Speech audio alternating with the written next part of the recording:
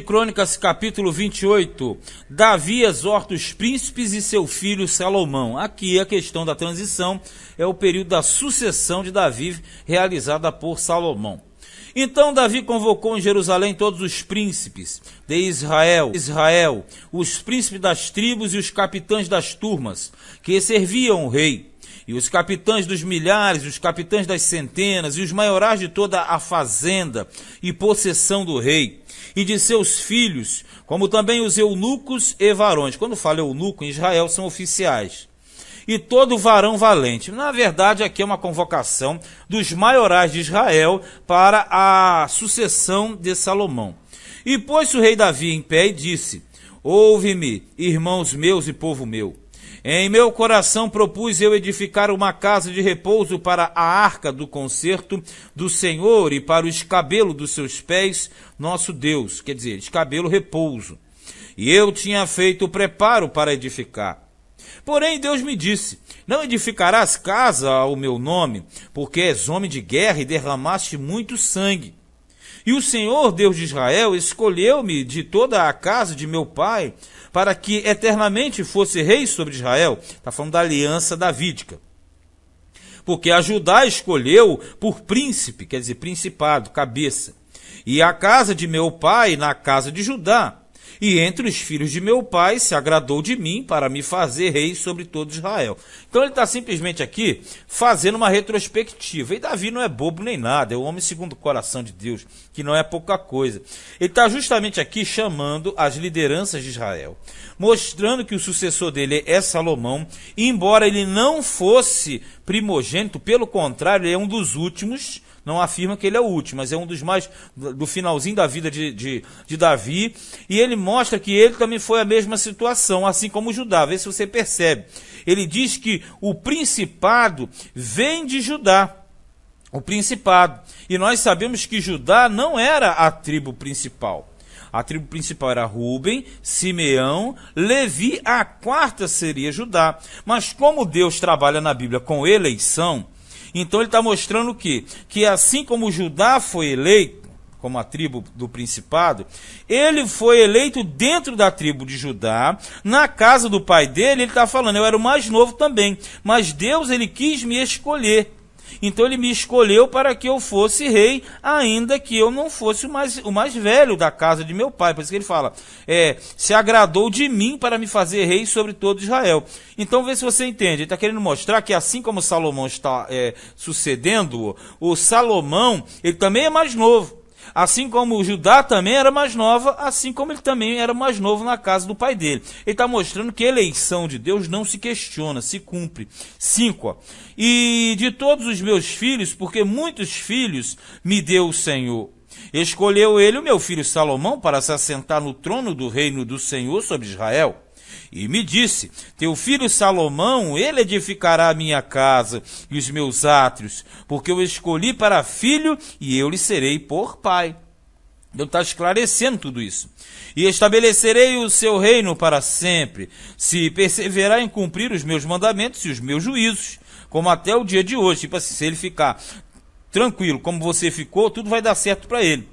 Agora, pois, perante os olhos de todo Israel, a congregação do Senhor, e perante os ouvidos do nosso Deus, guardai e buscai todos os mandamentos do Senhor, vosso Deus, para que possuais esta boa terra e a façais herdar a vossos filhos, depois de vós para sempre. Tipo é o seguinte, se vocês guardarem a lei de Deus, vão permanecer nessa terra aqui, senão ele arranca fora, é isso que ele está passando.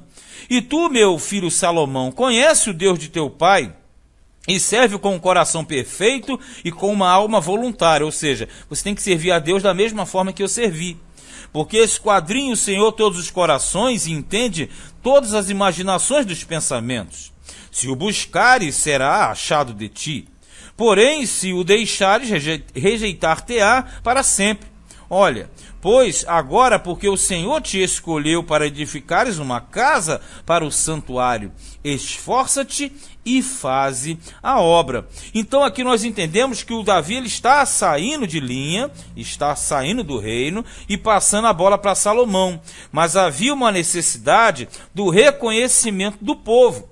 Por isso que ele fala perante o povo que Salomão é seu substituto. Porque se ficasse só na casa, e é o que acontece lá com Davi, lá em Samuel, nós percebemos que no livro de Samuel, e entrando no livro dos reis, não existe essa conotação clara, como aqui tem. Lá, pelo contrário, lá tem uma confusão interna do Adonias querendo tomar o reino. E já nesse aqui mostra o quê? Que Davi, ele deixou bem claro que Salomão era o eleito de Deus. Agora, quando nós trabalhamos lá no livro de Samuel, nós sempre devemos lembrar, Samuel e Reis são livros políticos.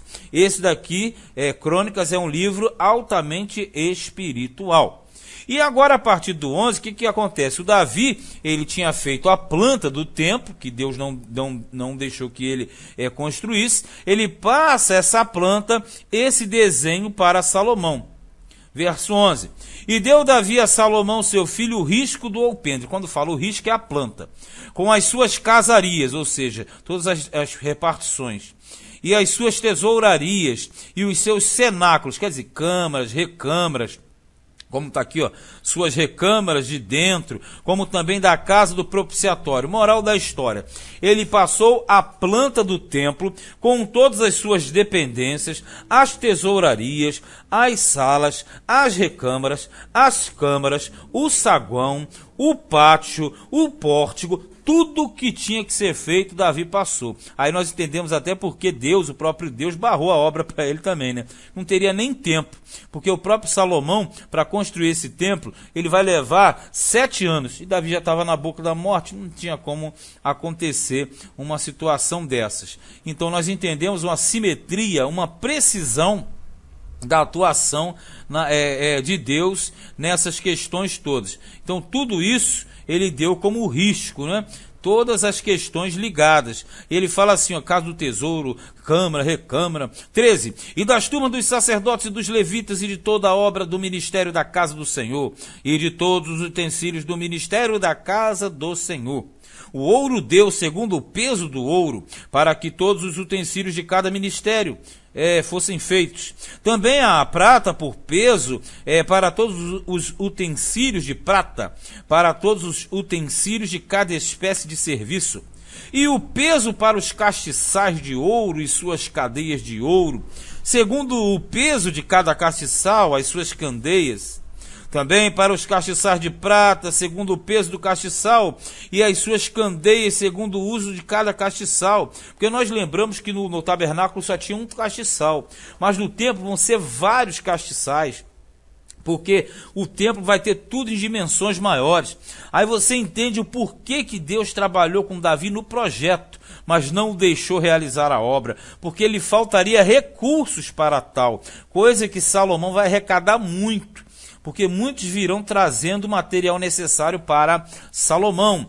16. Também deu ouro por peso para as mesas da proposição, para cada mesa, como também a prata para as mesas de prata, e o ouro puro para os garfos e para as bacias, e para as escudelas e para as taças de ouro, para cada taça seu peso, como também para as taças de prata, para cada taça seu peso, e para o altar do incenso, ouro purificado por seu peso, como também o ouro para o modelo do carro, a saber dos querubins, que haviam de estender as asas e cobrir a arca do concerto do Senhor. Está se referindo àqueles querubins enormes que estavam na parede, que nós já percebemos, já vimos, e vamos ver mais uma vez aqui mesmo no livro de Crônicas. Verso 19.